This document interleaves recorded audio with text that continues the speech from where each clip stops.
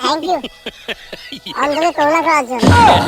এ রাহুল এ, তুই অন্ধ হয়ে গেলি কবে? না অন্ধর অভিনয় করতেছো? এ বেটা, আপনি থাকলে আজকে রাস্তা পার হতে পারতাম না, রাস্তাটা পার করে দিলেন। আবার একটা নিরিবিলি জায়গায় নিয়ে বসে জানেন, আগে চোখ থাকতেও চোখের প্রয়োজনটা বুঝতাম না, কিন্তু এখন বুঝি।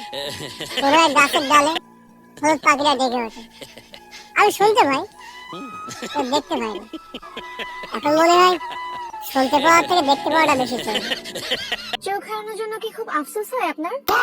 এইটা কোনো কথা কন? ওই চোখ হারানোর জন্য আপনার কোনো আফসোস হয়? এ সেমবি এ, চোখ যে কত একটা গুরুত্বপূর্ণ জিনিস, এই চোখ যদি বন্ধ হয়ে যায় পৃথিবী অন্ধকার না। সেমবি তুই যেখানে ঘুমাও, তোর ঘুমানোর সময় তুই কি কিছু দেখতে পাও? ক এটা কোনো কথা কইলো? ওই চোখ হইলে কি আপনি আফসোস হয়? আফসোস তো হয় ঠিকই, চোখের জন্য না, নীলার জন্য। ওর ছবি দেখে ওকে প্রথম ভালোবেসে ফেলেছে। এক শুক্রবারে ওর বাসায় যাচ্ছিলাম দেখতে, প্রথমবার সরাসরি দেখবো, এক্সাইটমেন্টও ছিল বেশ। হঠাৎ একটা অ্যাক্সিডেন্টে চোখ হারালাম, সাথে হারালাম নীলাকে। কারণ নীলা অন্ধ ছেলেকে বিয়ে করতেছে। এ রাহুল ভাই এ, তুমি একটা কথা কইলা তার কোনো যুক্তি নাই। এ তুমি বোঝো সুন্দরী মাইয়ারা কোনো অন্ধ পোলারে বিয়ে করতে চায়? তুমি এটা বোঝো না? সুন্দরী মাইয়ারা অন্ধ পোলারে বিয়ে করতে চায় না রে গেদু। ওরা ভালোবাসে হলো মাকাল ফল টাইপের সোয়ালকে। কথা বুঝতে পারছো? যেসব সোয়ালকে দেখতে সুন্দর, মাল আছে, মাল মানে বুঝছো, টাহা আছে, এইসব পোলাকে বিয়ে করতে চায়। আর কেনই বা বিয়ে করবে? অন্ধ তো নিজের চোখে অন্ধকার দেখে, সেই সাথে বিয়ে হলে নীলার জীবনটাকে অন্ধকার করে ফেলে। বাস্তবতা খুব ভয়ানক। মাঝে মাঝে বুকের ভেতরে গড়ে তোলা ভিন্ন ভিন্ন ভালোবাসাও খুব অসহায় হয়ে পড়ে, জানেন।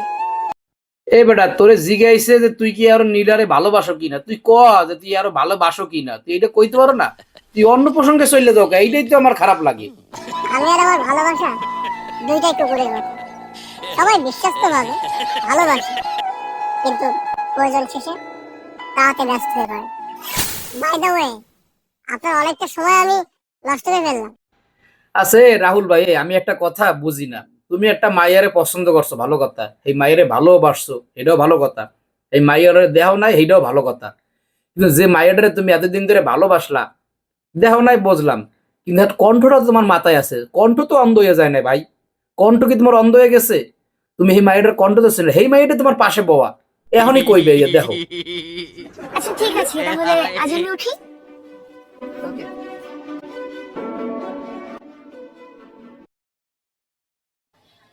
আপনি একটা ভুল ধারণা পুষে রেখেছেন। সেদিন আপনাকে বিয়ে করবে বলেই মেয়েটা তার বাবার সাথে ফাইট করেছিল।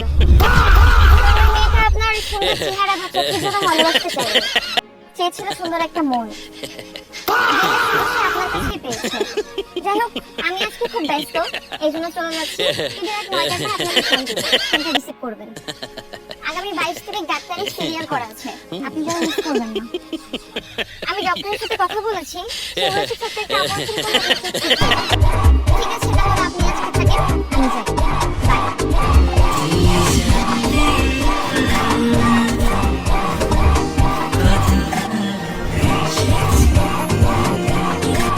এবারে এ রাহুল ভাই, এ বেটা, ওই মাইডারে ডাক দে, ডাক দিয়ে বুকের ভিতরে জড়াই ধর, বুকের ভিতরে জড়াই দিয়ে ক, সোনা পাখি আমি কিন্তু অন্ধ না, এতক্ষণ অভিনয় করছি বুঝছো, তাড়াতাড়ি যা, তাড়াতাড়ি যা।